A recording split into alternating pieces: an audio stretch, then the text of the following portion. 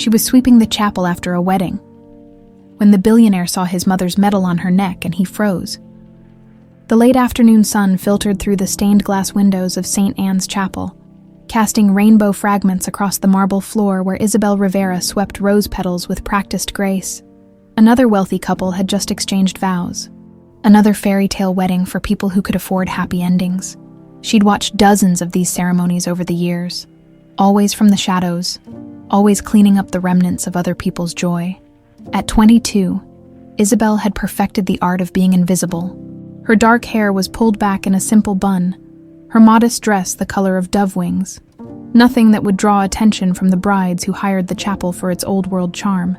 She moved like a whisper between the pews, collecting scattered petals, straightening prayer books, erasing all evidence that love had just been celebrated here.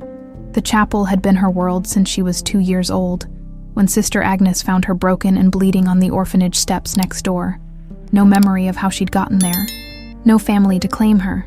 Just a tiny girl with a unique gold medal of the Virgin of Guadalupe clutched in her small fist. The nuns had nursed her back to health, and Sister Agnes had become the closest thing to a mother she'd ever known. "Isabel, dear, you don't need to be so thorough," called Sister Agnes from the doorway, her weathered hands folded over her simple brown habit. "The evening light is fading," Isabel smiled, tucking a loose strand of hair behind her ear. "Just finishing up." Sister Mrs. Wellington left quite a mess. She gestured toward the altar where white rose petals lay scattered like fallen snow. The elderly nun approached, her footsteps echoing softly in the sacred space. "That medal of yours is showing again," she said gently, reaching out to tuck the gold chain back beneath Isabel's collar.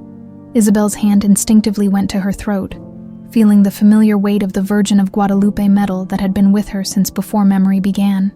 "Sorry, sister. The clasp is getting loose. Perhaps it's time for a new chain," Sister Agnes suggested, but her voice carried an odd tension that Isabel couldn't quite place. Before Isabel could respond, the heavy oak doors of the chapel creaked open. Both women turned toward the sound, expecting to see the maintenance crew, or perhaps a late visitor seeking evening prayer. Instead, a man stepped into the golden light, tall, broad-shouldered, wearing an expensive charcoal suit that screamed money and power. Sebastian Caldwell didn't belong in this humble chapel, any more than a Lamborghini belonged in a church parking lot. At 35, he commanded attention without trying, his dark hair perfectly styled, his jaw set with the kind of confidence that came from never hearing the word no. He moved with purpose, scanning the pews with sharp green eyes that missed nothing. "Excuse me," he said, his voice carrying the authority of someone accustomed to being obeyed. "I think I left my wallet here during the Wellington ceremony." Isabel felt her cheeks flush as those penetrating eyes found hers. She'd seen him during the wedding. Of course. He'd been seated in the front row, checking his phone more than watching the ceremony. The kind of man who attended social obligations out of duty rather than joy. "Of course, Mr. Caldwell," Sister Agnes said quickly, recognizing him immediately. Everyone in San Antonio knew the Caldwell name. Hotels, real estate, old money that went back generations. "Isabel, dear, help Mr. Caldwell look for his wallet." Isabel nodded, setting down her broom. "Where were you sitting, sir?" "Third pew, left side," Sebastian replied. But he wasn't looking at the pews anymore. His gaze had fixed on something else entirely.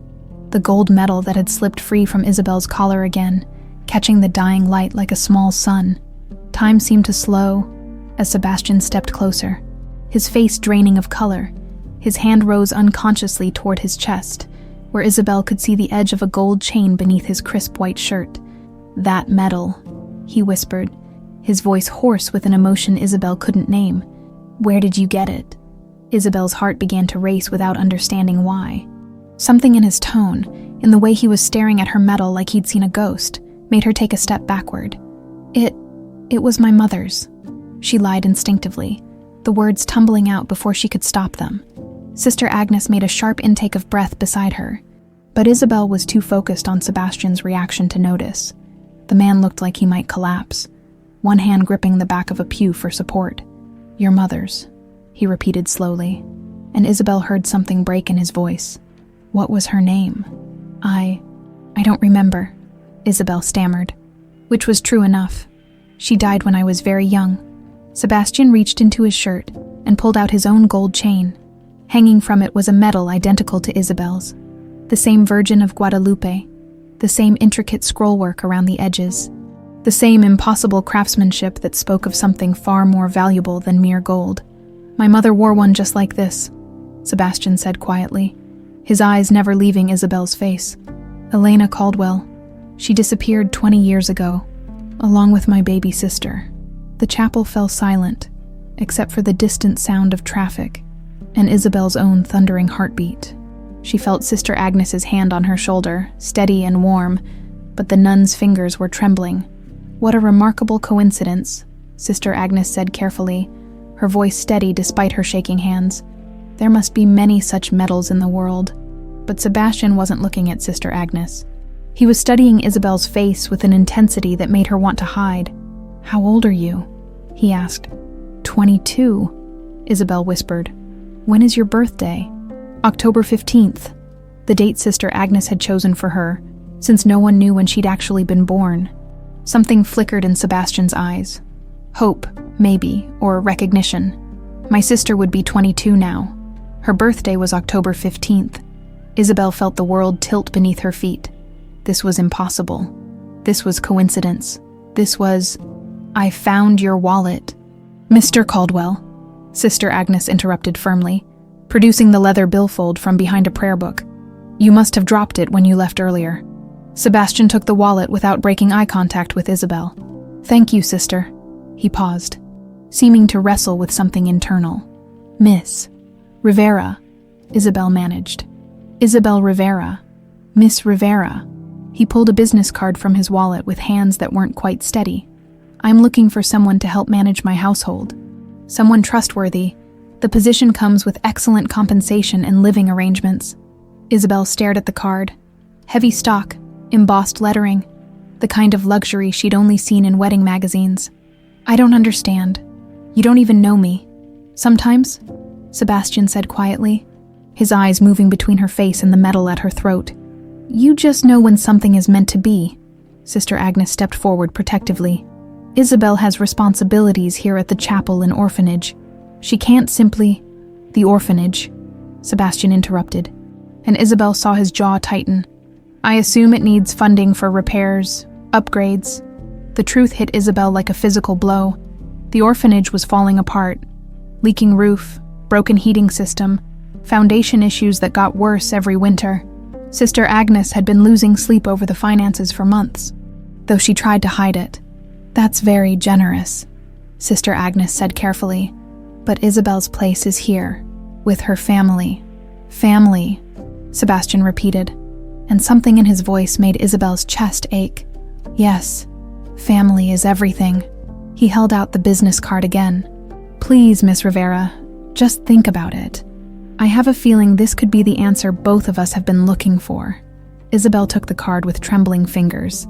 The paper felt expensive between her fingertips, substantial in a way that promised security she'd never known. I'll think about it," she said softly. Sebastian nodded, but he didn't move toward the door. Instead, he reached into his jacket and pulled out his phone, quickly typing something before showing her the screen. It was a photograph. An elegant woman with golden hair and kind eyes, wearing the same medal that now hung around Isabel's neck. Her name was Elena, Sebastian said quietly. She was the most beautiful person I've ever known, inside and out. Isabel stared at the photograph, and for just a moment, she could have sworn she caught a whiff of jasmine perfume, heard the echo of a lullaby sung in a voice soft as silk. The sensation was so strong, so real, that she gasped. "Are you all right, dear?" Sister Agnes asked quickly, her arm tightening around Isabel's shoulders. "I'm fine," Isabel lied, though she felt anything but fine. Her heart was racing, her palms were sweating, and something deep in her mind was stirring, memories that felt too dangerous to examine. Sebastian pocketed his phone and moved toward the door, but he paused at the threshold. "The offer stands, Miss Rivera. Take all the time you need." After he left, the chapel felt too quiet, too empty. Isabel sank into the nearest pew, staring at the business card in her hands. "Isabel," Sister Agnes said gently, sitting beside her. You mustn't let yourself be influenced by fairy tales. It's not a fairy tale, Isabel whispered. Those medals are identical, and his sister's birthday. Coincidences happen, Sister Agnes interrupted, but her voice lacked conviction. The world is full of strange coincidences. Isabel looked up at the woman who had raised her, searching her weathered face for answers. Sister, is there something you're not telling me about how I came here? About my past? For a long moment, Sister Agnes was silent. When she finally spoke, her voice was heavy with secrets. Some stones are better left unturned, my dear. Some truths cause more pain than the lies that protect us. But as Isabel touched the metal at her throat, she realized she was tired of protection, tired of lies, tired of being the girl with no past, sweeping up the remnants of other people's happiness. Maybe it was time to find out who she really was. 3 days later, Isabel stood before the wrought iron gates of the Caldwell estate, her single suitcase feeling pitifully small in her trembling hands. The decision had been made in the quiet hours before dawn, when Sister Agnes finally admitted the orphanage's dire financial situation. They needed a miracle, and Sebastian Caldwell's offer might be exactly that. The mansion rose before her like something from a dream, or maybe a nightmare. 3 stories of pristine white stone, with tall windows that gleamed like watchful eyes and manicured gardens that probably cost more to maintain than most people earned in a year. Isabel had never felt so out of place in her life. You must be Isabel, came a warm voice from behind her. She turned to find a man approaching from the direction of the house, and her breath caught in her throat, where Sebastian was all sharp edges and controlled intensity. This man was sunshine and easy smiles, younger than Sebastian by several years, with the same dark hair but warmer brown eyes that crinkled at the corners like he laughed often. I'm Damian Caldwell, he said, extending his hand. Sebastian's brother. Isabel shook his hand, surprised by how gentle his grip was. Isabel Rivera, I guess I work here now. The new house manager. Damian nodded, his smile widening. Though between you and me, this place has been running itself for years. Mrs. Patterson handles the actual managing. You're more like family enrichment. Family enrichment, Isabel raised an eyebrow.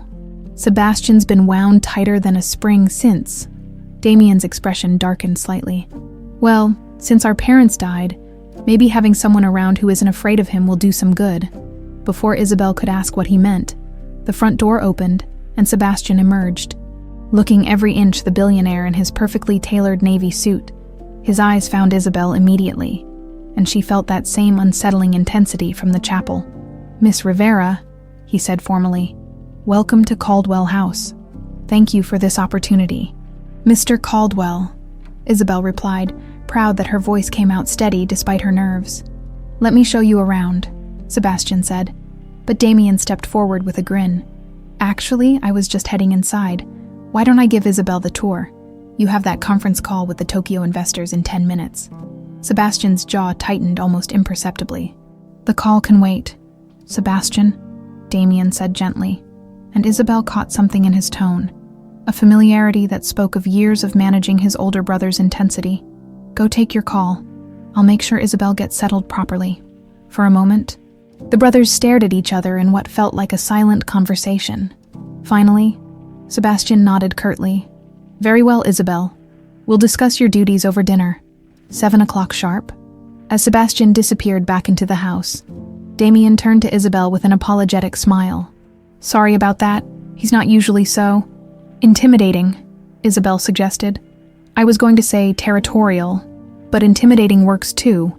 Damian picked up her suitcase before she could protest. Come on, let me show you why this place is worth the headache of living with my brother. The mansion's interior was even more impressive than its exterior. Marble floors reflected crystal chandeliers, and oil paintings that probably belonged in museums lined the walls. But what struck Isabel most was how empty it felt, like a beautiful shell with no soul inside. It's incredible, she said honestly. It's a mausoleum, Damian corrected, leading her up a sweeping staircase. Used to be different when our parents were alive. Mom filled every room with flowers and laughter. Now it's just Sebastian and his ghosts. As they climbed, Isabel caught sight of family portraits lining the wall. She slowed, studying a large painting of what must have been the Caldwell family from years ago. A distinguished older man, a beautiful woman with golden hair and kind eyes, a teenage Sebastian, and a younger boy who was obviously Damian. But Isabel's attention was caught by something else, a smaller portrait of a woman holding a baby. The woman had the same golden hair as the larger portrait, but this was more intimate, more personal, and around the woman's neck. "That's our mother with Grace," Damian said softly, following her gaze. "My baby sister. She'd be about your age now." He trailed off, his usual cheerfulness dimming. Isabel's hand went instinctively to her throat, where her medal lay hidden beneath her blouse. "What happened to her?" "She was kidnapped when she was 2, Damian said, his voice heavy with old pain. "Along with Mom. Mom's body was found 3 days later. But Grace, we never found Grace." The hallway suddenly felt too warm, too close. Isabel gripped the banister tighter, fighting a wave of dizziness. "That's terrible. Sebastian's never gotten over it," Damian continued, not noticing her distress. "He was supposed to protect them while Dad was traveling, but he was just 15. The guilt has been eating him alive ever since." Isabel forced herself to keep walking, to keep breathing normally, but something was stirring in the back of her mind. Fragments of images that felt more like memories than dreams. A woman's voice singing softly, the scent of jasmine, hands lifting her, carrying her to safety.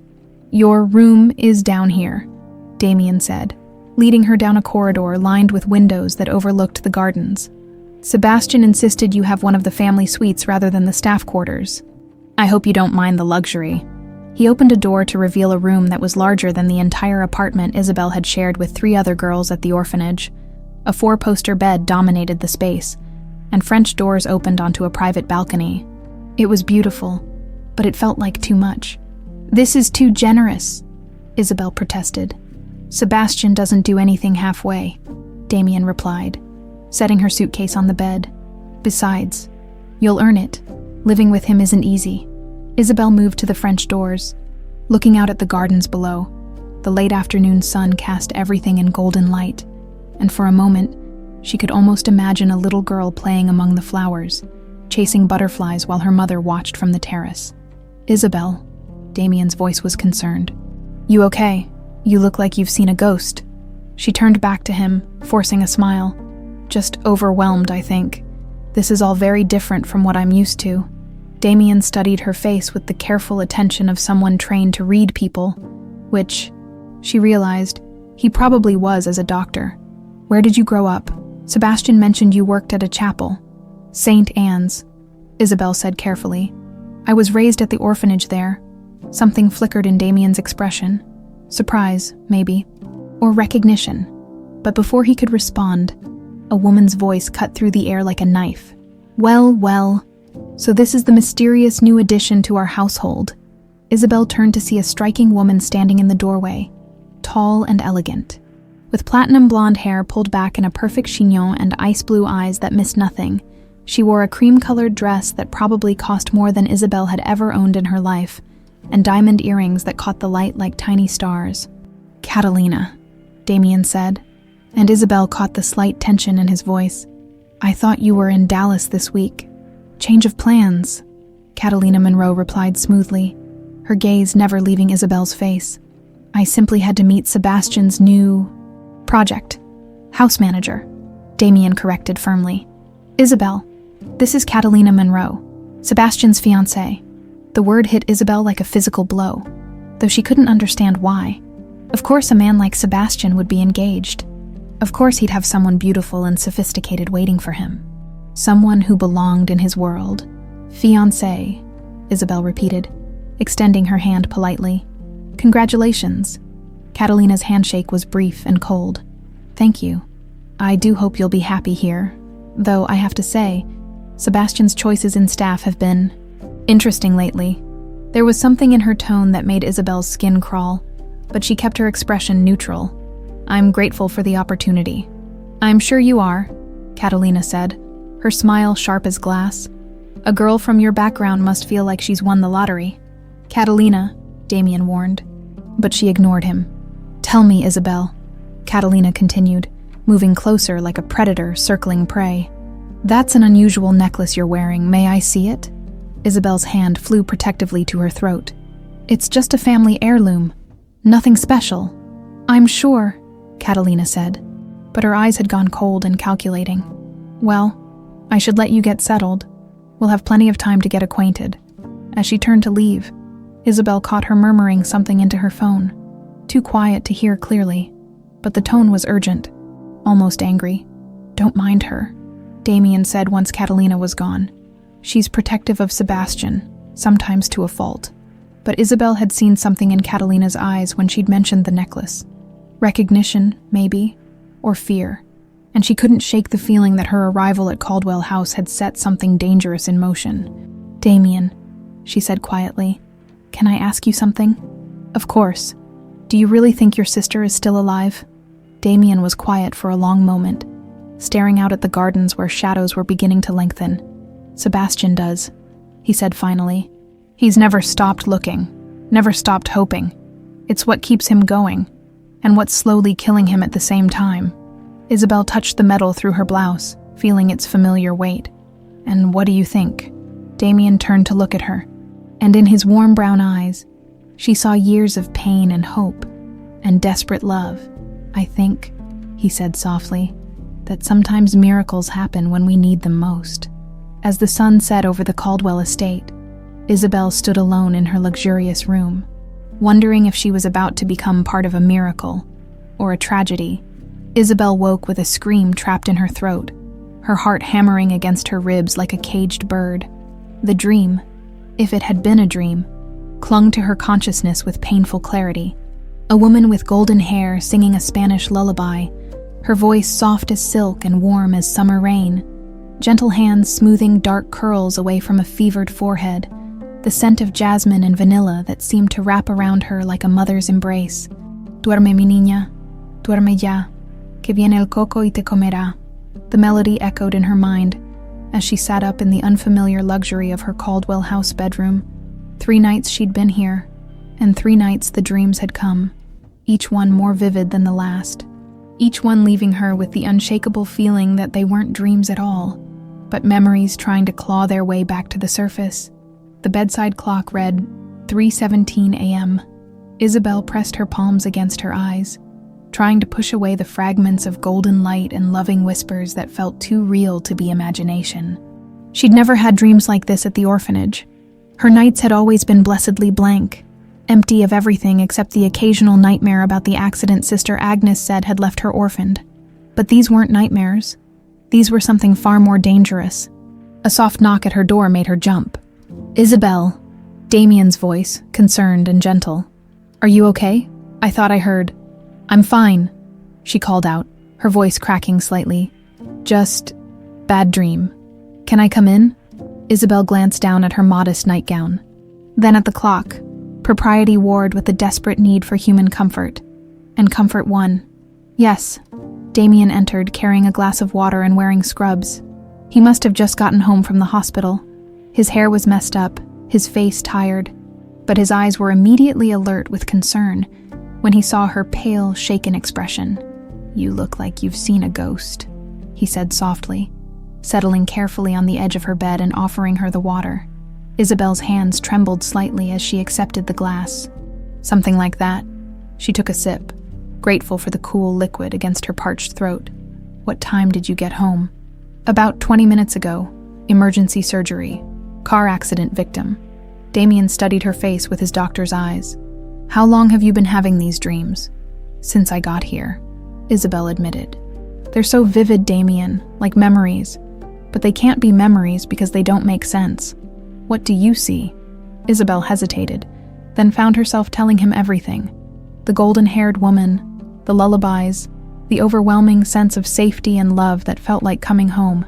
As she spoke, she watched Damian's expression grow increasingly troubled. "Isabel," he said quietly when she finished, "the lullaby you just hummed, that's the one my mother used to sing to Grace." The glass slipped from Isabel's nerveless fingers, but Damian caught it before it could hit the floor. "That's impossible." "Is it?" Damian set the glass on the nightstand, his movements careful and deliberate. "You're the right age. You have no memory of your early childhood. And that metal, coincidence?" Isabel said firmly. echoing Sister Agnes's words. It has to be. But even as she said it, she could feel something shifting inside her chest. A door that had been locked for 20 years beginning to creak open, and she wasn't sure she was ready for what might come tumbling out. Maybe, Damian said, but his voice suggested he didn't believe it any more than she did. Isabel, can I ask you something?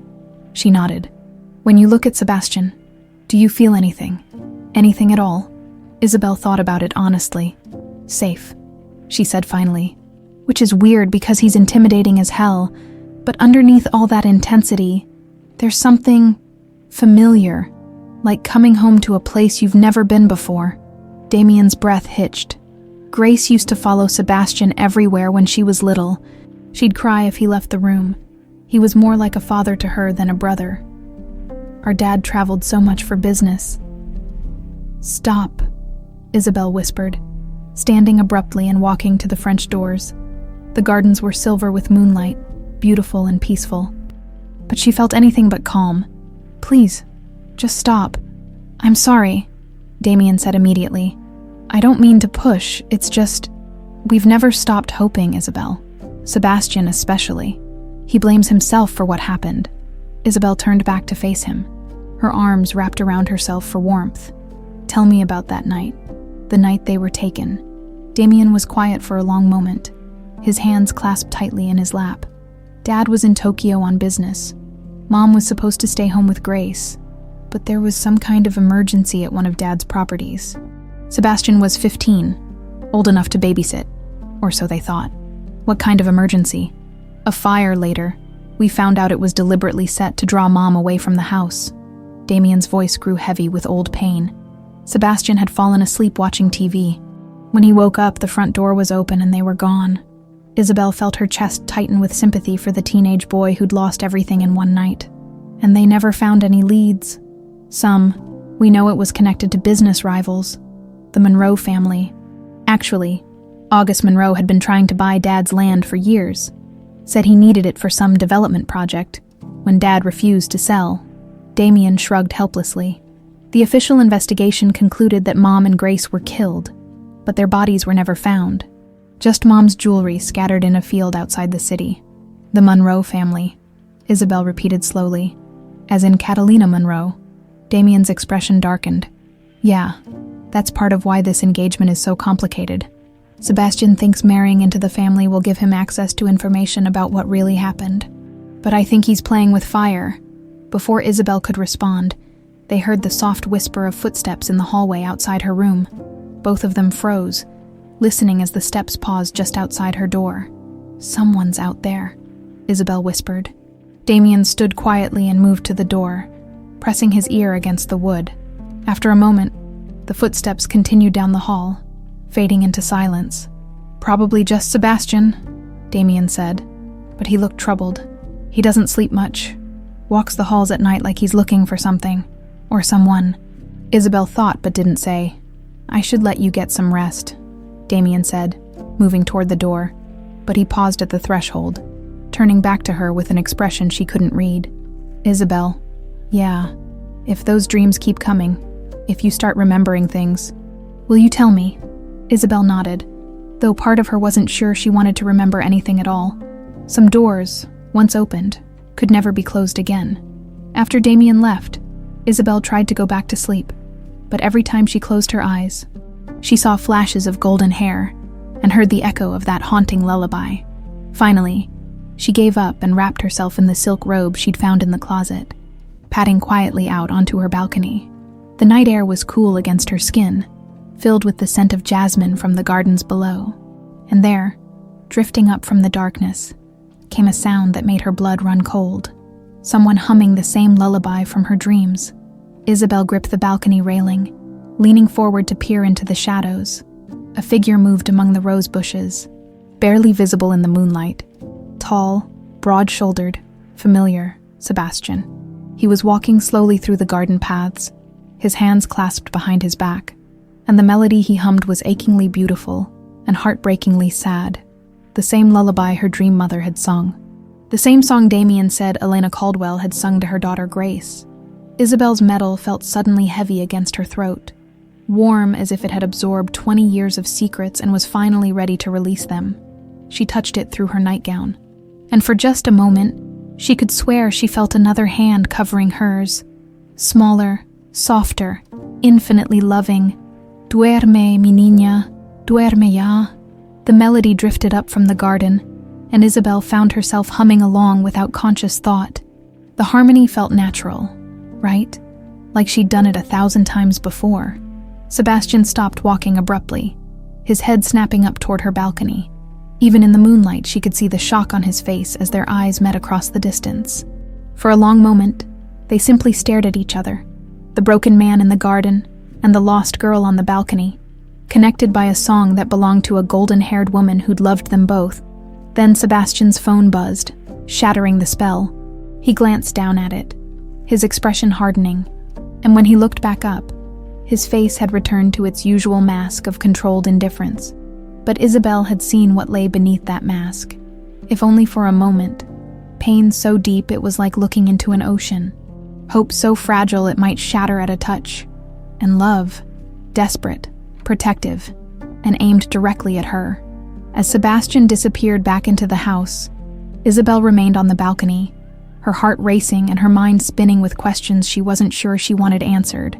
Because if the dreams were memories, if the song was real, if the metal meant what she was beginning to suspect it meant, then everything she thought she knew about herself was a lie, and the truth might destroy them all.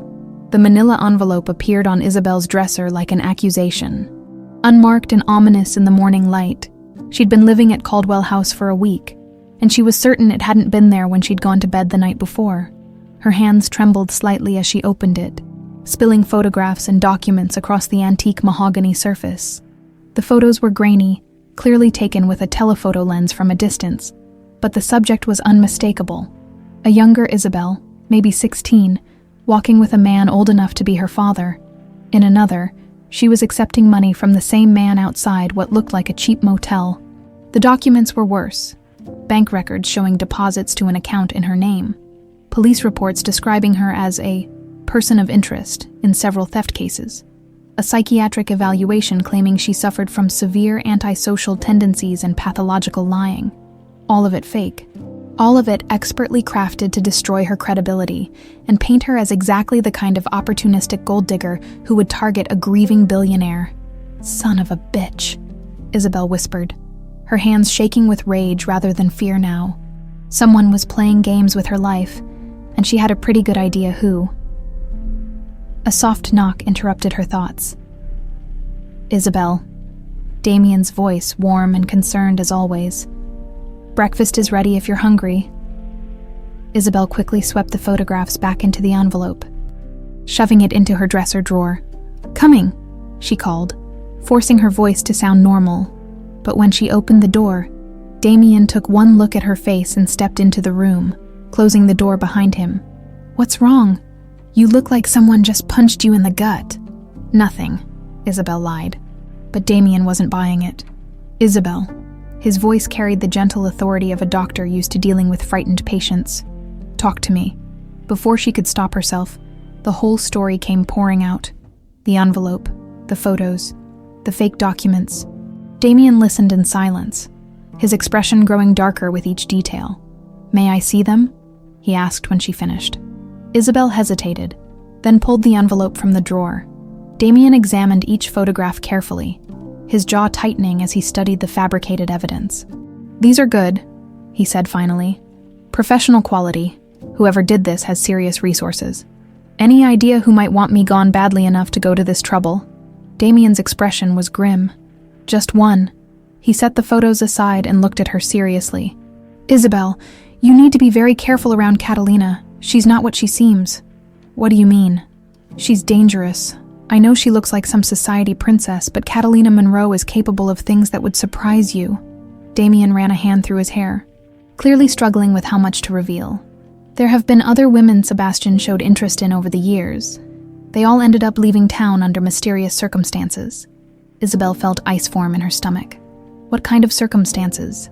Sudden job offers in other cities. Family emergencies. One girl's apartment burned down in what the fire department called an electrical accident. Though she swore she'd been getting threatening phone calls, Damian's eyes were deadly serious. Catalina doesn't like competition. I'm not competition, Isabel protested. I work for him, that's all. Is it? Damian stepped closer, close enough that she could smell his cologne and see the flecks of gold in his brown eyes. Because from where I'm standing, it looks like a lot more than that. The air between them suddenly felt charged with electricity. Isabel found herself unable to look away from his face, from the way his gaze dropped briefly to her lips before meeting her eyes again. Damian, she whispered, not sure if it was a warning or an invitation. I know this is crazy, he said softly, his hand coming up to cup her cheek. I know the timing is terrible and the situation is impossible, but Isabel, I can't stop thinking about you. We can't, Isabel breathed, even as she leaned into his touch. Your brother, my brother is engaged to someone else, Damian reminded her, and whatever he's feeling about you, it's complicated by grief and hope and 20 years of guilt. What I'm feeling is simple. What are you feeling? Like I've been waiting my whole life for you to walk through our door. The kiss was gentle at first, tentative, giving her every opportunity to pull away, but Isabel found herself melting into him instead, her hands fisting in his shirt as he deepened the kiss. For a moment, the world narrowed to just this, his lips on hers, his arms around her, the feeling of safety and rightness that she'd never experienced before. Then reality crashed back in, and she pulled away with a gasp. This is wrong, she said, backing toward the window. We can't do this. Why? Damian asked, but he didn't follow her, respecting her need for space. Because I might be your sister, Isabel thought, but couldn't say, because these dreams and memories are getting stronger every day. And if I'm really Grace Caldwell, then kissing you is the most twisted thing imaginable. Because it's complicated, she said instead. Because I work for your family. Because I don't even know who I really am. Something flickered in Damian's eyes. Understanding, maybe, or recognition of the deeper truth she couldn't voice. Okay, he said quietly. I won't push, but Isabel, whatever these games are that Catalina's playing, you don't have to face them alone. After he left, Isabel sat on her bed, touching her lips and trying to make sense of the chaos in her heart. The kiss had felt perfect and wrong in equal measure. Like a beautiful song played in the wrong key, her phone buzzed with a text from an unknown number. Stay away from what doesn't belong to you, or the next envelope will contain more than photographs. Isabel stared at the message, her blood running cold. The threat was clear enough, but what chilled her most was the implication, that someone was watching her closely enough to know about her growing feelings for Damian. She was still staring at the phone when another knock came at her door. This time it was Sebastian, his expression unreadable as always.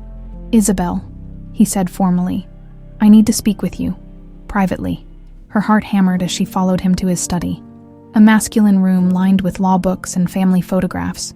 Sebastian gestured for her to sit, then perched on the edge of his desk, studying her with those penetrating green eyes. I've been made aware of some concerning information, he said without preamble. Isabel's mouth went dry. Had someone already shown him the fake photographs? What kind of information? Sebastian pulled out his phone and showed her a series of images. Surveillance photos of her and Damian in her room, kissing. The angle suggested they'd been taken from the gardens below, probably with a telephoto lens. These were delivered to my office this morning, Sebastian said, his voice carefully controlled, along with a note suggesting that you're not who you claim to be. Isabel felt like she was drowning. Sebastian, I can explain. Can you? His voice was sharp now, and she saw the hurt beneath his anger. Because from where I'm sitting, it looks like you've played me for a fool, coming here with that medal, making me hope. He turned away, his hands clenched into fists, making me believe that maybe, just maybe, I'd found her.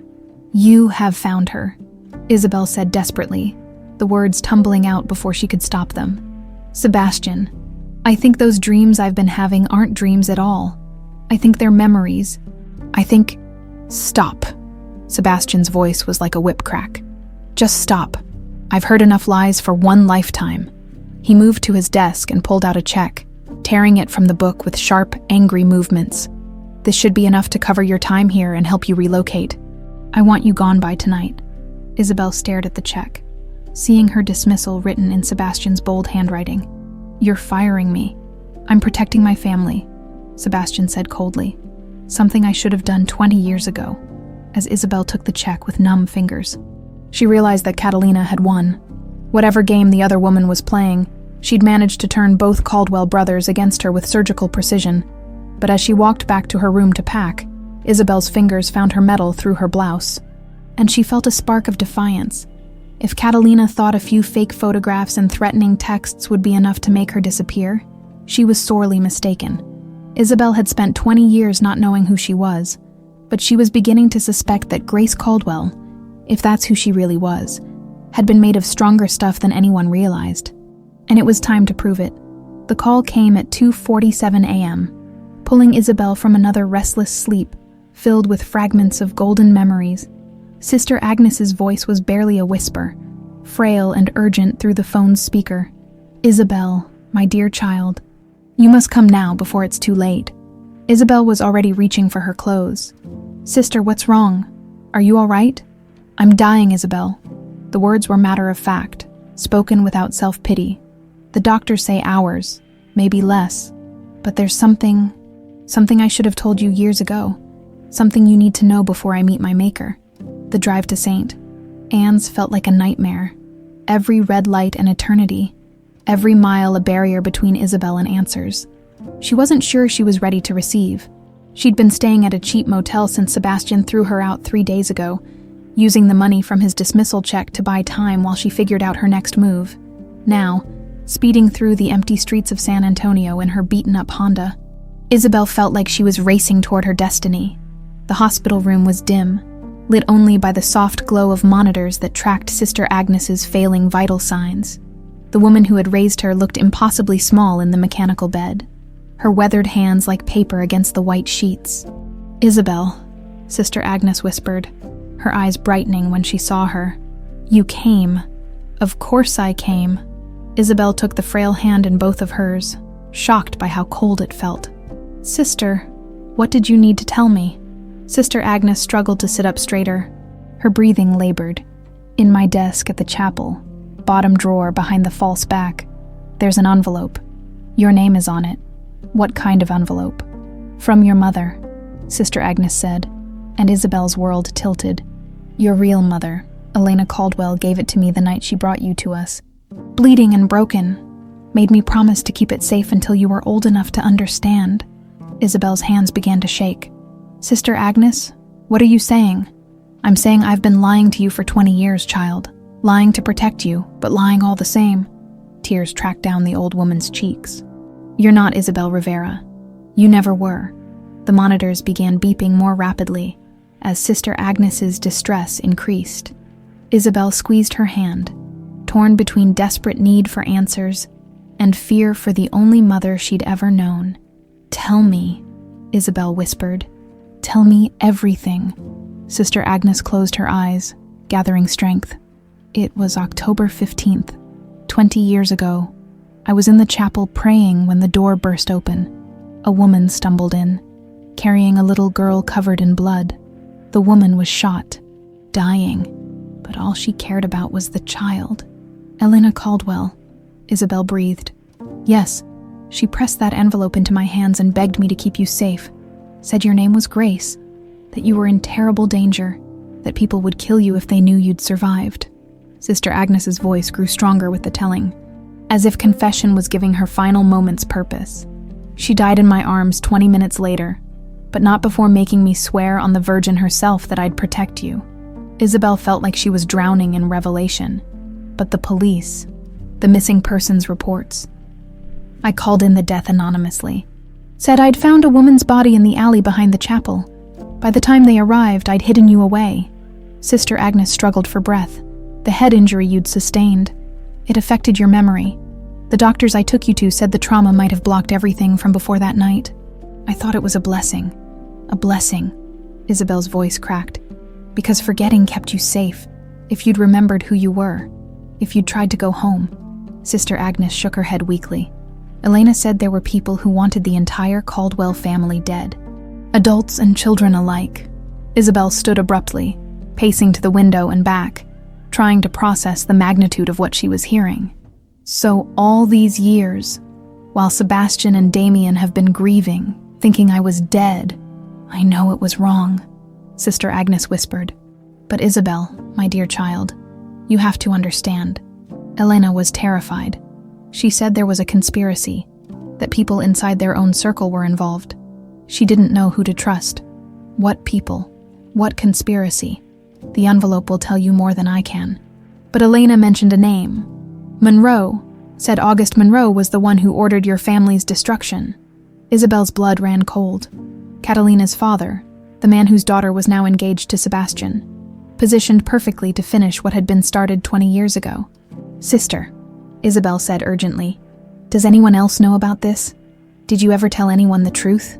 Sister Agnes's eyes fluttered closed. No one. The secret dies with me tonight, unless you choose to reveal it. A new thought struck Isabel like lightning. Sister, Elena had 2 children that night. What happened to my sister? What happened to the other baby? But Sister Agnes had gone very still, her breathing shallow and labored. The monitors showed her heart rate dropping rapidly. Sister Agnes, only one child, the old woman whispered. Elena only brought 1. That's impossible. The records show Grace had a twin sister. What happened to... But Sister Agnes's eyes had closed, and the steady beep of the heart monitor became a long, continuous tone. Isabel watched helplessly as the woman who had saved her life, raised her, and kept her secrets for 2 decades, slipped away into whatever came after. The nurses who rushed in found Isabel standing frozen by the window, tears streaming down her face as 20 years of lies crumbled around her like a house of cards. 2 hours later, Isabel stood in the familiar office behind St. Anne's Chapel, staring at the false back panel Sister Agnes had described. Her hands shook as she pried it loose, revealing a manila envelope that looked like it had been waiting 20 years for this moment. Her name was written on the front in elegant script, for Grace Elena Caldwell, when she is ready for the truth. Inside, Isabel found a letter in Spanish, written in the same elegant hand. But what made her knees buckle was the small device wrapped in tissue paper, an old flip phone with a note attached. Press play. This will explain everything. I love you, mi niña. Always and forever. Mama. Isabel's hands trembled as she opened the phone and pressed the indicated button. The screen flickered to life, showing a video dated October 15th, 20 years ago. Elena Caldwell's face filled the screen. Beautiful. Terrified. But determined. She was sitting in what looked like a car, and Isabel could hear sirens in the distance. My darling Grace, Elena began, her voice thick with tears. If you're watching this, then I'm dead, and Sister Agnes kept her promise to protect you. I pray that by now, you're old enough to understand what I'm about to tell you. Elena took a shaky breath. The Monroe family has been planning our destruction for years. August Monroe discovered oil on our land and will stop at nothing to get it. Tonight they came for us. They took your sister first. My beautiful Catalina, only 2 years old. They said they would raise her as their own, turn her into a weapon against our family. Isabel's blood turned to ice. Catalina, her twin sister, the woman who had been manipulating the Caldwell family for years, positioned perfectly to destroy them from within. I managed to escape with you, Elena continued, but I'm wounded badly. I don't think I'll survive the night, Grace. Mi amor, you have a sister, a twin sister, but she's been stolen from us, corrupted by the very people who want us dead. If you ever meet her, remember that she is as much a victim as she is a threat. The video showed Elena pulling off her gold medal, the same medal Isabel now wore. This medal has been in our family for 5 generations. Your sister wore the matching one. I pray that someday, somehow you'll find each other again. But Grace, you must be careful. If the Monroes discover you're alive. Elena's face contorted with pain, and blood appeared on her shirt. I'm leaving evidence of their crimes in a safety deposit box. The key is sewn into the lining of your medal. When you're ready to reclaim your birthright, when you're strong enough to face the truth about your family. The video cut off abruptly as Elena collapsed. Isabel sat in the darkness of Sister Agnes's office, the magnitude of her discovery crushing down on her like a physical weight. She wasn't just Grace Caldwell, lost daughter returning home.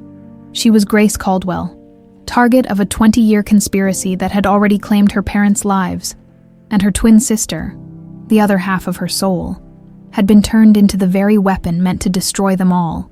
As dawn broke over San Antonio, Isabel touched the metal at her throat with new understanding. Hidden somewhere in its ancient gold was a key that could expose the truth and bring justice for her family. But first, she had to figure out how to convince Sebastian and Damian that the sister they'd been mourning was alive, and that the woman Sebastian planned to marry was the enemy who had been hunting them all along. The game was about to change, and this time, Grace Caldwell intended to win. Isabel, Grace, sat in her cramped motel room, staring at Elena's video on repeat. Each viewing revealed new details that made her stomach clench with horror and rage. The way her mother's hand shook as she spoke about Catalina being corrupted, the blood spreading across Elena's blouse, the desperate love in her eyes as she recorded what she knew would be her final message. But it was the implications that kept Grace awake, pacing the threadbare carpet until dawn. Catalina wasn't just Sebastian's fiancée. She was Grace's twin sister, stolen as a baby and raised to destroy the very family she belonged to. The woman who had planted those fake photographs, who had threatened Grace, who had systematically isolated her from the Caldwell brothers, was her own flesh and blood. Grace's phone buzzed with a text from Damian. "Can we talk? Something's not right about those photos Sebastian showed me." Her heart leaped. Maybe she could still salvage this, still find a way to expose the truth before Catalina's web of lies strangled them all. She typed back, "Meet me at Cafe Luna on Market Street." 1 hour. But as she prepared to leave, another message appeared from an unknown number. "I know what you found at the chapel. We need to talk. Come alone. Say, Catalina." Somehow she knew about Sister Agnes's death, about the envelope. Grace's blood ran cold as she realized how closely she was being watched. She made a decision that felt like stepping off a cliff. Instead of meeting Damian, she drove to the address Catalina had sent, a warehouse on the outskirts of San Antonio, isolated and perfect for whatever confrontation was about to unfold. Catalina was waiting inside, pacing like a caged panther. She'd traded her usual designer elegance for dark jeans and a black sweater, her platinum hair pulled back severely. But what struck Grace most was how familiar she looked, like staring into a funhouse mirror that reflected all her own features back at slightly different angles. "Hello, sister," Catalina said without preamble, her voice carrying none of its usual honeyed politeness. Grace's breath caught. "You know, I've always known." Catalina's smile was sharp as a blade. "Did you really think August would steal a child without telling her exactly what she was? I've been Grace Caldwell's sister my entire life. Isabel, the question is, when did you figure it out?" "Last night," Grace admitted, her hand instinctively going to her medal. "When Sister Agnes finally told me the truth before she died." "Ah, the good sister." Catalina's expression didn't change, but something cold flickered in her eyes. Such a shame about her sudden decline, though I suppose 20 years of lying can be exhausting. The implication hit Grace like a physical blow. "You killed her. I helped her along," Catalina corrected casually, a little insulin in her IV bag. Peaceful, really. Much kinder than what August wanted to do. Grace felt rage build in her chest like a living thing. She was a good woman. She saved my life. She stole it, Catalina snapped, her composure cracking for the first time. "Do you have any idea what it's been like, knowing I had a sister out there somewhere while I was raised by people who reminded me daily that I was nothing but a weapon? A tool to destroy my own family?" "Then why are you doing it?" Grace demanded. "Why are you going through with their plan?" Catalina laughed. But there was no humor in it. "Because there's no other choice. Don't you see? They made me into this. August Monroe has been grooming me since I could walk to hate the Caldwell name, to want them destroyed. Even knowing the truth doesn't change what I've become." "You could change," Grace said desperately. "We could expose them together, bring down the Monroes and reclaim our family." "Our family?" Catalina's voice turned vicious. "What family? A brother who's so consumed with guilt he can barely function. Another brother who spent his whole life living in Sebastian's shadow. And you, the precious lost daughter who gets to come home to love and acceptance while I've spent 20 years being molded into a killer." Grace stepped closer, trying to reach whatever remained of her sister's humanity. "Catalina, We're twins. We shared the same womb, the same mother's heartbeat. That has to mean something. It means nothing. Catalina's composure shattered completely. You want to know what it means to be your twin? It means every time I look in the mirror, I see the life I should have had. It means every night I dream about a mother I barely remember, while you got to grow up safe and loved by nuns who actually cared about you. Safe. Grace's voice rose. I grew up thinking I was an orphan. I had no identity, no past, no future beyond sweeping floors in a chapel. At least you had your soul intact. Catalina shot back. Do you know what it's like to be taught from childhood that love is weakness? That the only way to survive is to destroy everything beautiful in the world? For a moment, the warehouse fell silent except for their ragged breathing.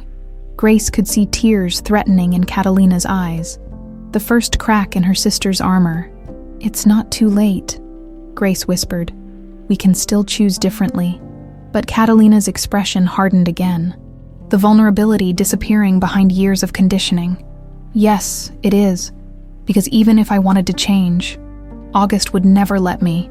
And Sebastian, your precious Sebastian, is going to marry me in 3 days whether you try to stop it or not. He doesn't love you, Grace said quietly. No, but he thinks marrying me will give him access to information about what happened to his family. He thinks he's playing me. Catalina's smile turned predatory. He has no idea that I've been playing him since the day we met. Grace felt pieces clicking into place. The convenient meetings, the romance, the engagement.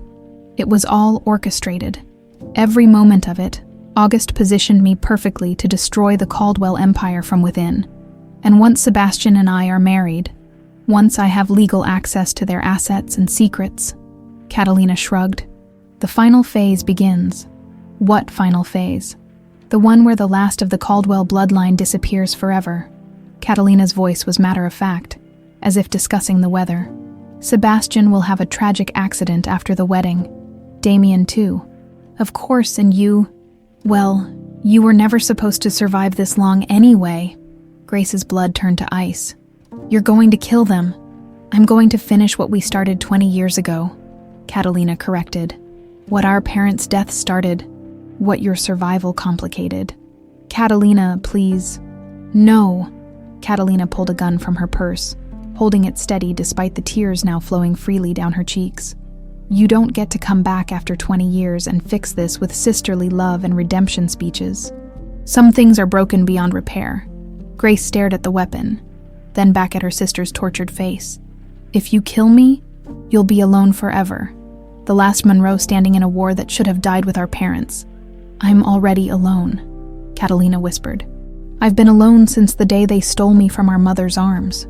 But she didn't pull the trigger. For a long moment, the sisters stared at each other across 20 years of pain and manipulation.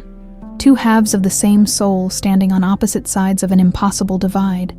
I'm going to stop you, Grace said quietly. I'm going to save my brothers, expose the truth, and bring down August Monroe. And when I do, there will still be a place for you in our family if you want it. Catalina's laugh was broken glass. Your brothers. Already claiming them, aren't you? Well, here's something to think about, dear sister. One of them is in love with you. Damian looks at you like you hung the moon. How do you think he'll feel when he finds out you're his sister? Grace's heart cracked. She'd pushed that horrible possibility aside, focusing on the larger conspiracy. But Catalina's words forced her to confront the truth she'd been avoiding. That's right, Catalina continued, seeing Grace's stricken expression. Even if you expose everything, even if you somehow stop August's plan, you'll still destroy Damian, because the girl he loves, the girl he kissed and held and dreamed about is his own sister. That knowledge will eat him alive. Grace felt tears burning her eyes. You're wrong. Am I? Or am I just the only one honest enough to say what we're both thinking? Catalina lowered the gun, but didn't put it away. You can't save everyone, Grace.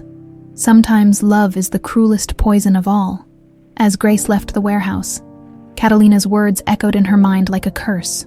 Her twin was right about one thing. Exposing the truth wouldn't just save the Caldwell family, it would also shatter whatever chance she might have had at happiness with Damian. But as she drove back toward the city, Elena's voice from the video replayed in her memory. When you're ready to reclaim your birthright, when you're strong enough to face the truth. Grace touched her medal, feeling the hidden key sewn into its lining. She was ready. And if saving her family meant sacrificing her own heart, then that was a price Grace Caldwell was willing to pay. The final battle was about to begin. The Caldwell estate buzzed with wedding preparations. Like a hive disturbed, Grace watched from across the street, hidden behind the wheel of her Honda, as florists carried elaborate arrangements through the front gates and caterers unloaded silver trays that caught the morning sun. In 48 hours, Sebastian would marry the woman who planned to murder him. Her phone rang. Damian's number. Grace hesitated, then answered. Isabel, thank God. His voice was strained with worry. I went to the cafe yesterday and you never showed. Are you okay? Sebastian's been acting strange, and Catalina's been asking questions about where you went. Don't trust her, Grace interrupted. Damian, whatever you do, don't trust Catalina Monroe. What are you talking about, Isabel? Where are you? Grace closed her eyes, fighting the urge to tell him everything, but Catalina's words echoed in her mind. Even if you expose everything, you'll still destroy Damian. How could she explain that the woman he'd kissed, the woman he thought he loved, was his own sister? I can't explain over the phone, she said finally, but I need you to do something for me. Can you get into Sebastian's safe? His safe, Isabel, what's going on? Please, Damian, this is life or death. I need you to look for anything related to your parents' murder, any evidence, any documents your father might have hidden. There was a long pause. You found something, didn't you, about that night? Grace's throat tightened. More than I ever wanted to find. Meet me tonight, Damian said urgently. The old chapel behind the estate.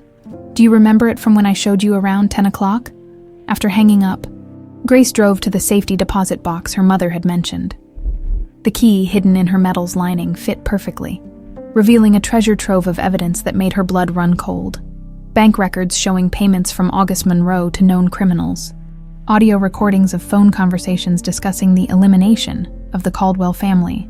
Photographs of August meeting with the men who had killed her parents.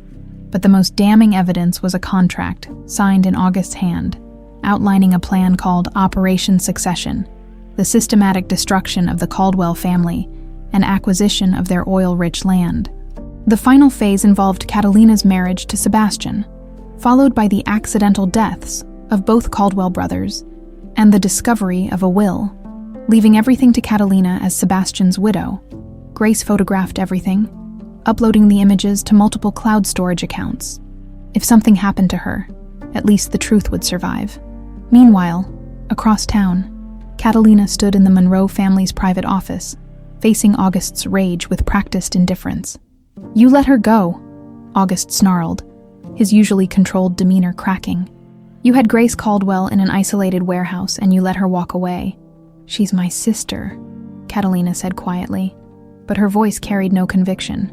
She's a threat. August slammed his fist on the mahogany desk. 20 years of planning? Catalina, 20 years of molding you into the perfect weapon, and you're going to let sentiment ruin everything. Catalina's blue eyes were ice cold. I said I let her go. I didn't say I was going soft. August studied her face, searching for weakness. The wedding is in 2 days. Once you're married to Sebastian, the final phase begins immediately.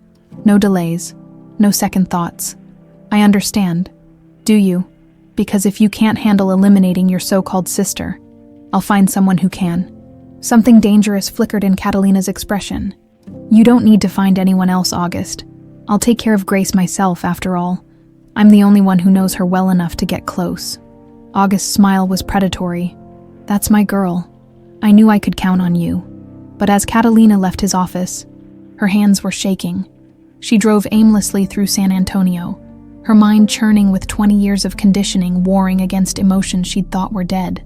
In a moment of weakness, she found herself parked outside St. Anne's Chapel. Staring at the place where their mother had died protecting Grace, she pulled out her phone and dialed a number she'd memorized but never called. Sebastian, it's me. I need to talk to you about something important.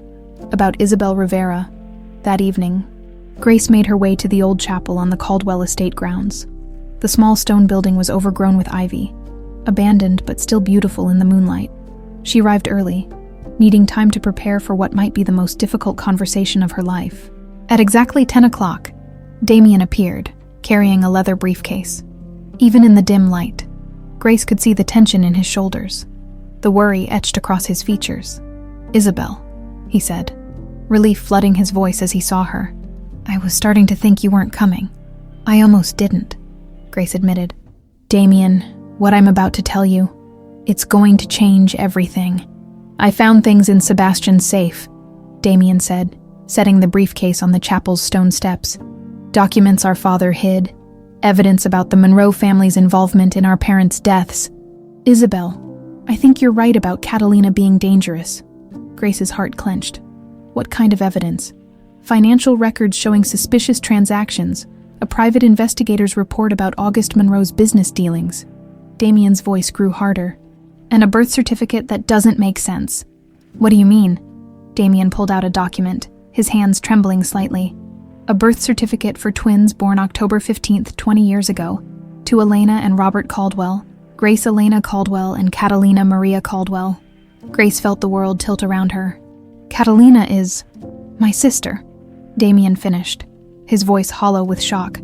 "Catalina Monroe is actually Catalina Caldwell, which means..." His eyes widened as the implications hit him. "Isabel, if there were twins, and Catalina is one of them, then you..." "I'm Grace," Grace whispered. "Grace Elena Caldwell, your sister." The words hung in the air between them like a death sentence.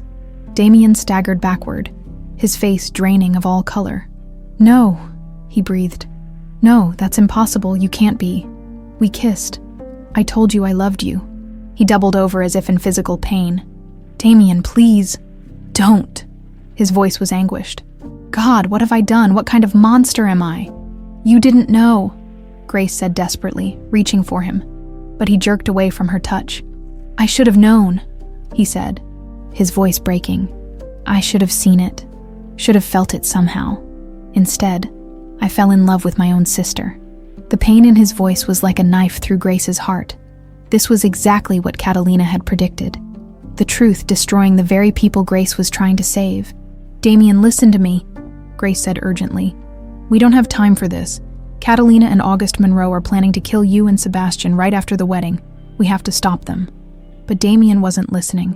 He was staring at her with a mixture of horror and self-loathing that made Grace want to disappear entirely. 20 years, he whispered. "Sebastian's been searching for you for 20 years, and I wanted to steal you from him." "You didn't steal anything," Grace insisted. "What happened between us? What happened between us was sick." Damian cut her off. "And the worst part is, He stopped, unable to finish the sentence. "Still what?" "Nothing," Damian said flatly, but Grace could see the truth in his eyes.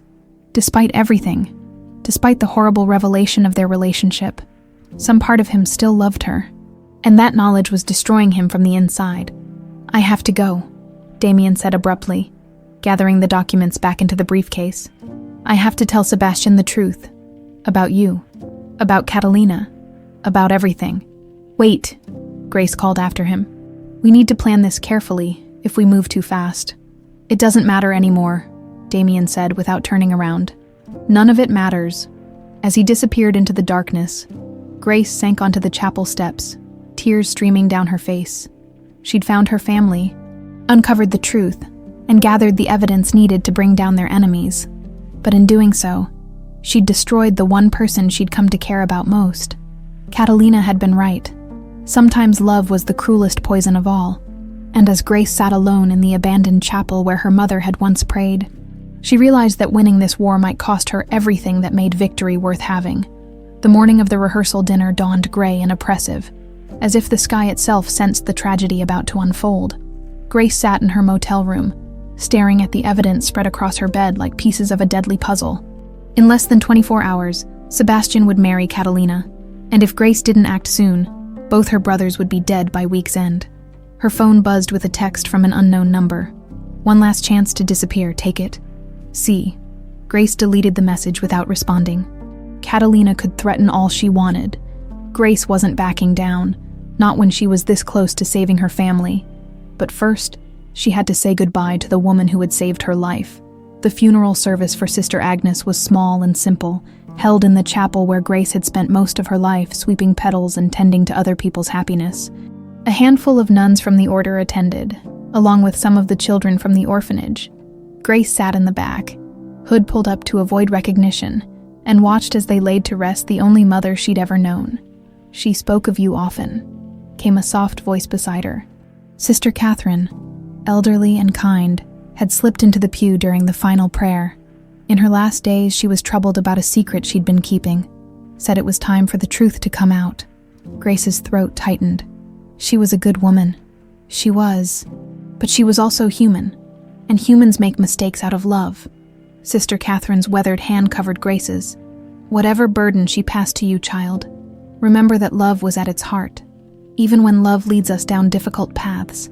After the service, Grace stood alone at Sister Agnes's graveside, rain beginning to fall like tears from heaven. "I'm going to finish what you started," she whispered to the fresh earth. "I'm going to save them all, even if it destroys me." Meanwhile, across town, the Caldwell estate was in chaos. Wedding planners rushed back and forth, transforming the mansion's ballroom into a vision of white roses and crystal. But beneath the surface, beauty, poison flowed like an underground river. Sebastian stood in his study, staring out at the gardens where he'd once played with his baby sister. The conversation with Damian the night before had left him reeling. His lost Grace was alive, had been living under his roof, and he'd thrown her out like a common criminal. The guilt was consuming him from the inside. "Sebastian," Catalina's voice was honey-sweet as she entered the study, resplendent in a cream-colored dress that would have made any other groom's heart race. "You seem troubled, darling, pre-wedding nerves." Sebastian turned to face the woman he now knew was his sister, his stolen, corrupted, weaponized sister, looking at her with new eyes. He could see traces of their mother in her features, echoes of Grace in the curve of her smile. How had he missed it before? "Just thinking about family," he said carefully, watching her reaction. Something flickered in Catalina's blue eyes, so like his own, so like Grace's. "Family is everything, isn't it? The bonds we're born with, the ones we choose, the ones that are forced upon us. And which category do I fall into?" Sebastian asked quietly. Catalina moved closer, her hand trailing along his desk with predatory grace. "You're the one I chose, Sebastian. The one I've been working toward for years." "Working toward," Sebastian repeated. Interesting choice of words for love, is it? Catalina's smile was sharp now, all pretense falling away. Perhaps because love was never part of the equation. The admission hung between them like a loaded gun. Sebastian felt a chill run down his spine as he realized Catalina was done pretending. "Who are you really?" he asked. "I'm exactly who I've always been. Catalina Caldwell, your sister, raised by your enemies to be your destruction." She laughed at his shocked expression. "Oh yes, Sebastian, I know you know. Damian told you everything last night, didn't he? About the birth certificates, about Grace, about me." Sebastian's hand moved slowly toward the panic button hidden beneath his desk. But Catalina was faster. She pulled a small pistol from her purse, keeping it low but visible. "I wouldn't," she said pleasantly. "We have so much to discuss, and I'd hate for this conversation to end prematurely. What do you want, Catalina?" "What I've always wanted. Justice for what your family did to mine." Her voice carried 20 years of programmed hatred. "August Monroe lost everything because of your father's greed, his land, his business, his future. So he took what mattered most to your parents, their children. We didn't do anything to deserve this," Sebastian said, his voice steady despite the gun pointed at his chest. "Didn't you?" Catalina's composure cracked slightly. "Your father knew about the oil on Monroe land. He manipulated zoning laws, bribed officials, destroyed August's drilling rights just to expand his own empire. Innocent people lost their livelihoods because of Caldwell greed. So you decided to murder children. I decided to balance the scales." Catalina's voice was ice cold. "Your parents took August's future, so he took theirs. Your mother took his dignity, so he took her life, and now you'll take his revenge, willingly, by marrying me, or unwillingly by dying before you can object." Sebastian felt pieces clicking into place. The wedding isn't about love or even infiltration. It's about public humiliation. Very good. Tomorrow, in front of San Antonio's elite, you'll marry the daughter of the man who destroyed your family. And then, during our honeymoon, you'll have a tragic accident. Damian, too, of course. Can't leave loose ends. And Grace. Catalina's expression darkened. Grace was never supposed to survive the original attack. Her continued existence is problematic? She's your sister, Sebastian said desperately. Your twin sister. How can you even consider? She's a stranger who shares my DNA. Catalina cut him off. I don't know her, don't love her, don't owe her anything. August is the only family I've ever known. But Sebastian caught the slight tremor in her voice, the barely perceptible crack in her armor. Somewhere beneath the programming and hatred, Catalina Caldwell still existed. You're lying, he said quietly. I can see it in your eyes. You do love her. It doesn't matter what I feel, Catalina snapped. Love is weakness. August taught me that from the beginning. Is that why you're pointing a gun at your own brother? The words hit home. Catalina's hand shook slightly, but she didn't lower the weapon. You stopped being my brother the day your family destroyed mine. A soft knock interrupted them. Mr. Caldwell, Mrs. Patterson's voice, worried and urgent. There's someone here to see you. Says it's about Miss Rivera. Catalina's eyes narrowed. Send them away. But Sebastian called out. Who is it, Mrs. Patterson? A young woman, sir. Says her name is Grace. The name hung in the air like a challenge. Catalina's grip tightened on the pistol, her face pale with rage and something that might have been fear. Tell her to come in, Sebastian said, his eyes never leaving Catalina's face. Sebastian, Catalina warned, if you think your precious Grace can save you, I think, Sebastian interrupted, that it's time for this family to stop running from the truth. The study door opened, and Grace stepped inside, carrying a manila envelope and wearing a determination that made her look exactly like their mother in her final video. She took in the scene, Sebastian behind his desk, Catalina with a gun. 20 years of lies finally coming to light. Hello, Sebastian, she said quietly. Hello, sister. Catalina's facade finally crumbled completely. You should have stayed hidden, Grace. You should have let us finish this. Finish what? Destroying what's left of our family. Grace moved further into the room, unafraid, despite the weapon trained on her. I have evidence, Catalina. Everything August did. Everything he made you do. It's all documented. Evidence won't save them, Catalina said. But her voice lacked conviction. Maybe not, Grace agreed. But love might. She looked directly at Catalina, seeing past the hatred to the broken child underneath. We're twins, Catalina. We shared the same heartbeat before we were born. That has to count for something. For a moment. The gun wavered for a moment. 20 years of programming battled against the pull of blood calling to blood. Then Catalina's phone buzzed with a text, and her expression hardened again. August's watching, she said quietly. He has men positioned around the estate. If I don't follow through, then we'll face him together, Grace said simply. All of us, the way families should.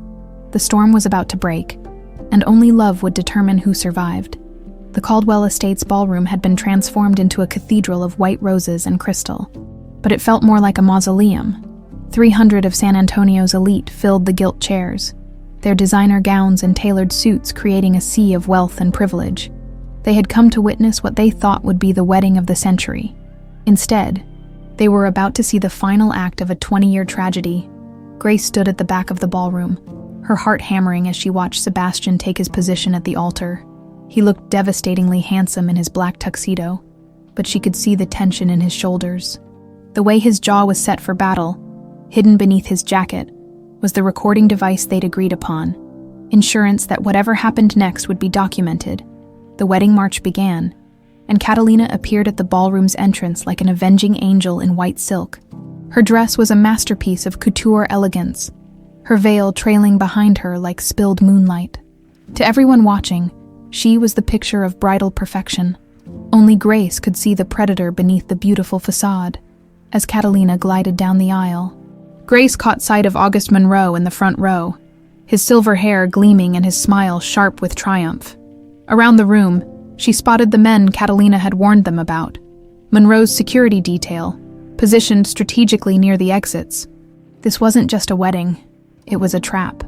The ceremony proceeded with agonizing slowness. Grace watched Father Martinez read from scripture, his voice echoing in the vast space as he spoke of love and devotion and promises that would be broken before the sun set. When he asked if anyone had reason why Sebastian and Catalina shouldn't be wed, Grace felt her moment approaching like an avalanche. But before she could speak, Damian appeared beside her, his face drawn with pain, but his resolve absolute. "I can't let you do this alone," he whispered. Whatever the cost. Grace's heart broke a little more seeing him there, knowing what this was costing him. "Damian, we're family," he said simply. "All of us. That's what matters now." The priest continued with the vows, and Grace saw Catalina's hands trembling as she spoke words of love and fidelity that tasted like poison on her tongue. Sebastian's responses were mechanical, his eyes occasionally finding Grace's across the crowded room. "If there is anyone who objects to this union," Father Martinez intoned, "let them speak now or forever hold their peace." Grace stepped forward, her voice cutting through the silence like a blade. "I object." A collective gasp rose from the congregation as 300 faces turned toward her. She walked down the aisle with steady steps, the manila envelope containing Elena's evidence clutched in her hands. "I object," she repeated louder now, "because this marriage is based on lies, murder, and 20 years of stolen identity." August Monroe half rose from his seat, his face darkening with rage. His security team moved closer to the exits, blocking escape routes. "Young lady," Father Martinez said gently, "this is highly irregular." "So is marrying your own sister," Grace announced, her voice carrying to every corner of the ballroom. The gasps turned to murmurs of shock and confusion. Catalina stood frozen at the altar, her bouquet trembling in her white-gloved hands. "Ladies and gentlemen," Grace continued, moving to the center of the aisle, "my name is Grace Elena Caldwell. 20 years ago, I was kidnapped along with my mother by the Monroe family. My mother was murdered, and I was left for dead, but I survived." She pulled Elena's video player from the envelope, holding it high for everyone to see. "And my mother, knowing she was dying, recorded evidence of August Monroe's crimes before she died." "This is preposterous," August roared, standing fully now. "Security, remove this disturbed woman immediately." But his men hesitated as Sebastian stepped down from the altar, moving to stand beside Grace. "She's telling the truth," Sebastian said, his voice carrying absolute authority. "Catalina Monroe is actually Catalina Caldwell, my sister, stolen as a baby and raised to destroy our family." Catalina finally moved, turning to face the congregation with tears streaming down her face. "It's true," she whispered, but her voice carried in the silence. "All of it is true," August's face contorted with fury. "Catalina, you stupid girl! No!" Catalina's voice rose to a scream. "I'm not your stupid girl anymore. I'm not your weapon." She reached into her bouquet and pulled out a small pistol, pointing it directly at August. "You stole me from my family. You filled my head with lies. You made me hate the people I was supposed to love." The ballroom erupted in chaos. Guests screamed and dove for cover as August's security team drew their weapons. Grace found herself caught in the crossfire as bullets shattered crystal chandeliers and splintered wooden pews. "Grace," Damian's voice, desperate and terrified. She turned to see him fighting his way through the panicking crowd toward her, but one of Monroe's men was closer, his gun trained on her chest. Time slowed as Grace saw the man's finger tighten on the trigger. Then Damian was there, throwing himself between Grace and the gun. Just as it fired, the bullet meant for Grace tore through Damian's chest instead. He collapsed into her arms, blood spreading across his white shirt like spilled wine. "No!"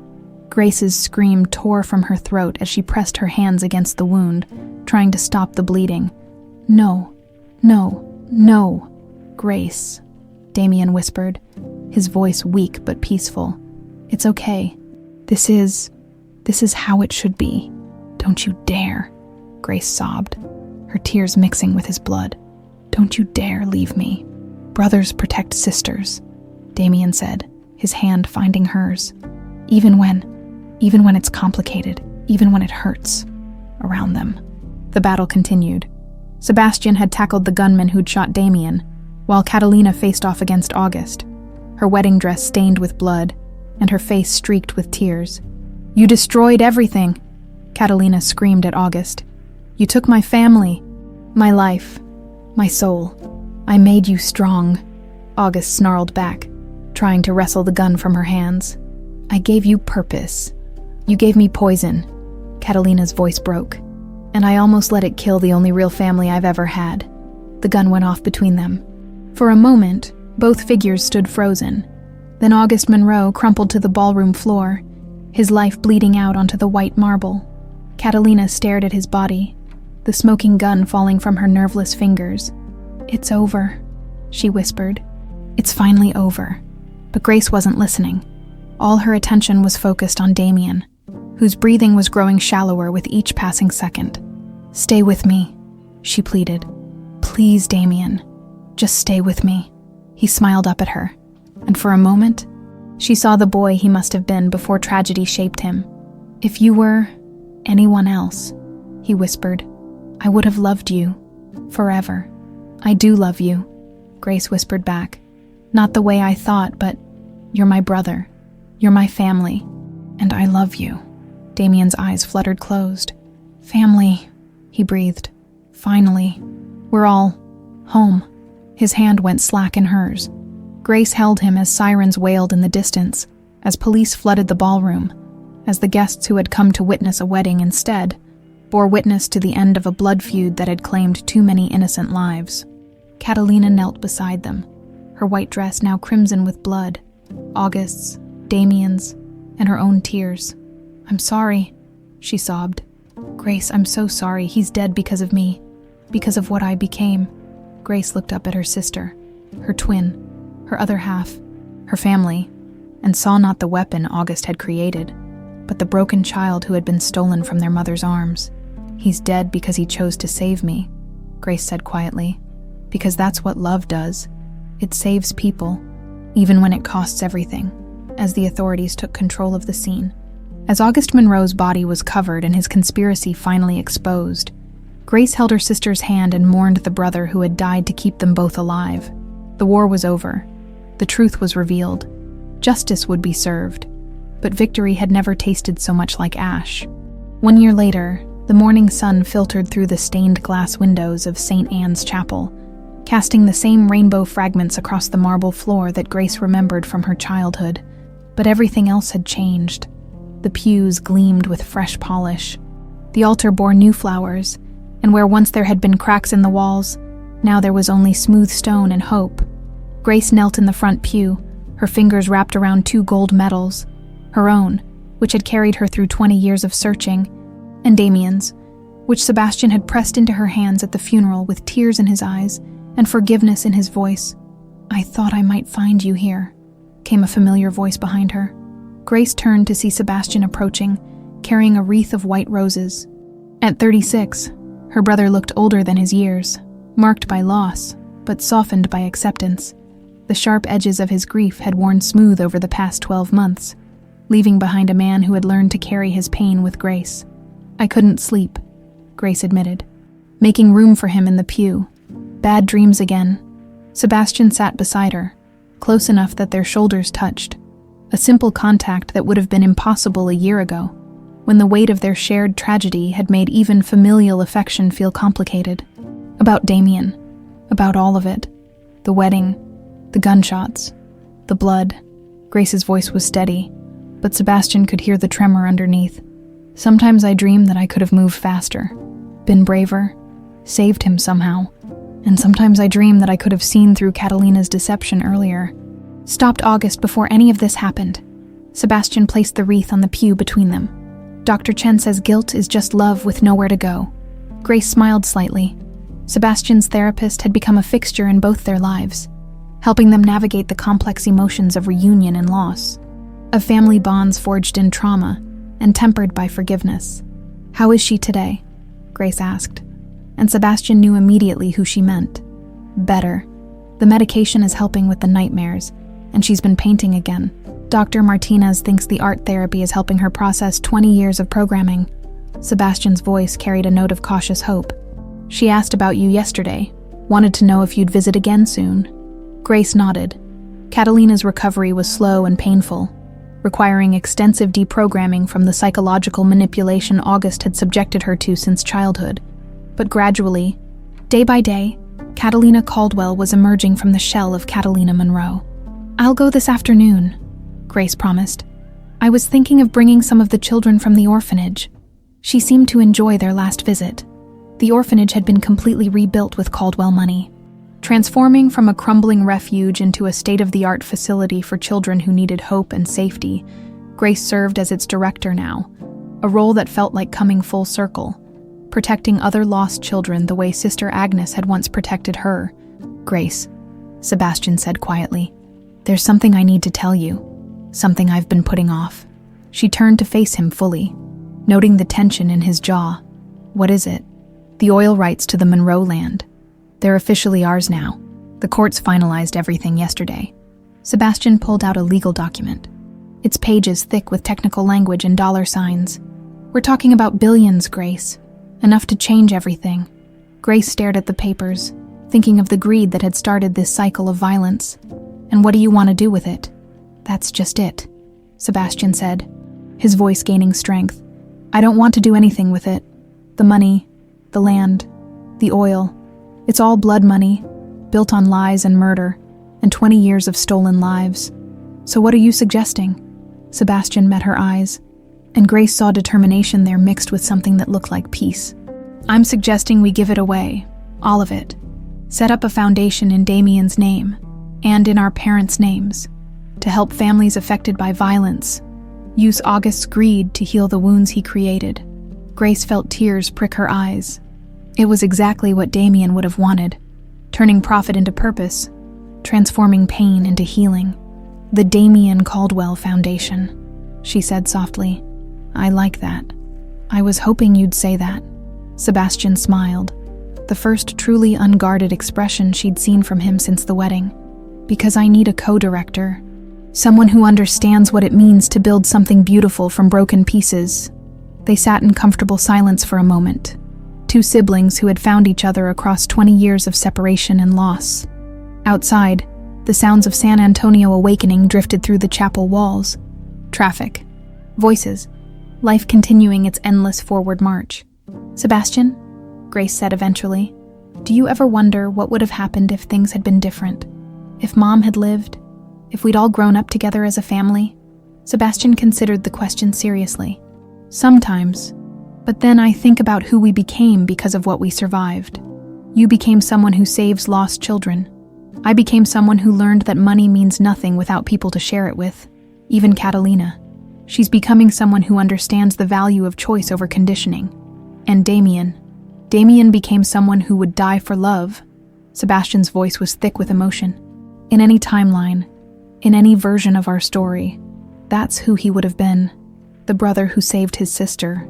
Grace touched the medals around her neck, feeling their familiar weight.